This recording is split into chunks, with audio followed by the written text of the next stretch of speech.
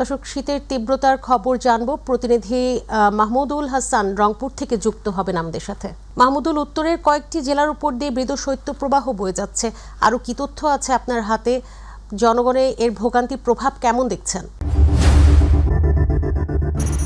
শীতের যদি কথা বলি, যে উত্তরাঞ্চলে এই মুহূর্তে শীতের জনজীবন একেবারেই যে কাবু অবস্থা, সেটি কিন্তু আমরা লক্ষ্য করছি। যেহেতু সূর্যের যে কাঙ্ক্ষিত দেখা সেটি তো নেই, এবং তাপমাত্রা এত পরিমাণ কমতে শুরু করেছে এখন, যে আসলে যদি বলি যে আজকে রংপুর আবহাওয়া অফিস যেটি তাদের যে তাপমাত্রা নির্ধারণ করেছে, রংপুরে কিন্তু 12.5 ডিগ্রি সেলসিয়াস, এবং রংপুরে সর্বনিম্ন তাপমাত্রা রেকর্ড করা হয়েছে দিনাজপুর জেলায়, সেখানে 9.5 ডিগ্রি সেলসিয়াস। অর্থাৎ যে এই যে শীতের যে তাপমাত্রা এটি যখনই কমে তখনই কিন্তু জনজীবনে একেবারেই যে বিপর্যস্ত অবস্থায় কিন্তু পড়ে যায়। বিশেষ করে আমরা যদি বলি যে আমি এই মুহূর্তে দাঁড়িয়ে রয়েছি রংপুর মহানগরী যে শাপলা চত্বর এলাকায়, সেখানে দেখতে পাচ্ছেন যে আসলেই সাধারণ মানুষের চলাচল এবং বিশেষ করে রিক্সা, অটোরিক্সা যারা চালক রয়েছেন তারা যেটি বলছেন যে এই শীতে যে কাঙ্ক্ষিত যাত্রীর দেখাও কিন্তু নগরীতে মিলছে না, এবং প্রয়োজনের অতিরিক্ত কোনো মানুষজনও কিন্তু আসলে নগরীতে যেভাবে চলাফেরা করবে সেটাও কিন্তু করছে না। এবং বিশেষ করে আমরা দেখেছি যে যদি বলি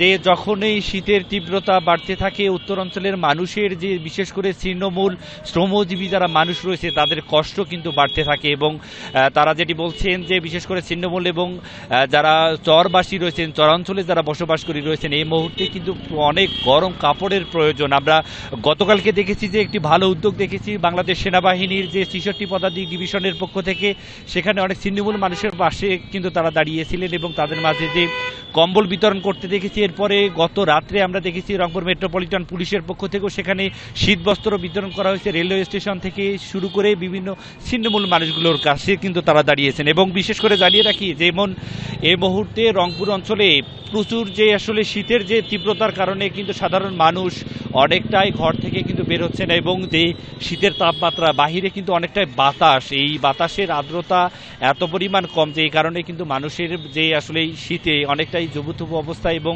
বিশেষ করে বিপাকে পড়েছে যে শ্রমজীবী এবং কর্মজীবী মানুষরা। তারা যেটি বলছেন যে যারা আসলে শ্রমজীবী মানুষ তারা তাদের যদি শ্রম না দিতে পারে তাহলে কিন্তু তারা তাদের যে পরিবার পরিজন নিয়ে অনেকটাই কষ্টে যাপন করবে। এর জন্য কিন্তু তারা যেটি বলছেন যে এই মুহূর্তে যেটি আসলে প্রয়োজন সবচাইতে যে পরিমাণ গরম কাপড়ের প্রয়োজন, সেটি কিন্তু সেই তুলনা মাফিক কোথাও বিতরণ কিন্তু তেমনভাবে হচ্ছে না। প্রশাসনের পক্ষ থেকে এবং সরকারের পক্ষ থেকে যেটুকু বিতরণ করা হচ্ছে সেটি খুবই কম, এবং বিশেষ করে প্রত্যন্ত অঞ্চলগুলোতে যে শীতবস্ত্র বিতরণের যে কার্যক্রম সেটি যেন আরও জোরালো করা হয়, এবং সমাজের যারা বিত্তবান মানুষ রয়েছেন তারা যেন এই মুহূর্তে শীতার্ত মানুষের পাশে দাঁড়ায়, এমনটাই কিন্তু প্রত্যাশা করছেন এই রংপুর অঞ্চলের যারা ছিন্নমূল মানুষ রয়েছেন এবং শীতে যারা কাঁপছেন।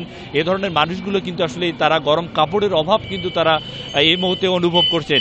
এই ছিল মুন রংপুর থেকে আজকের শীতের সর্বশেষ। মাহমুদুল, আপনাকে ধন্যবাদ। দর্শক, রংপুর থেকে শীতের তথ্য জানাচ্ছিলেন সহকর্মী মাহমুদুল হাসান।